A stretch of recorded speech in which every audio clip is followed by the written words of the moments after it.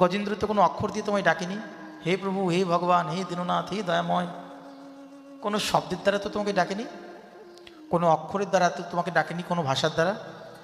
মনের আকুলতা দিয়ে তোমাকে একটা শব্দ, শুধুমাত্র সুরের দ্বারা তোমার দিকে একেবারে সুর লাগিয়ে কতগুলো শব্দ করেছিল, তাতেই তুমি প্রসন্ন হয়ে তাকে বাঁচাতে চলে গেলে। সেখানে তো তার কোনো প্রেম ছিল না, কোনো ভক্তি ছিল না, অভিমানী তো ছিল গজেন্দ্র। কিন্তু তুমি তাকে কি করেছিলে? যে গজেন্দ্রের মনের মধ্যে বড় ভরসা ছিল যে আমি তোমায় ডাকছি, এতদিন হয়তো ডাকেনি, এতদিন হয়তো আমি তোমায় ডাকিনি, কিন্তু এখন তো ডাকছি। এতদিন আমি সংসারের মধ্যে ডুবেছিলাম, আমার সমস্ত হস্তিনীগণ আমাকে টেনে টেনেও তুলতে পারলো না। কেন? আমার প্রারব্ধটা এতটাই নিকৃষ্ট, আমি বুঝতে বাকি রাখিনি প্রভু। কিন্তু আজ আমার মনে হচ্ছে যে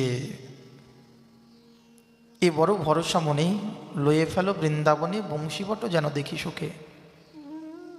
এটা ভক্তের আর্তনাদ।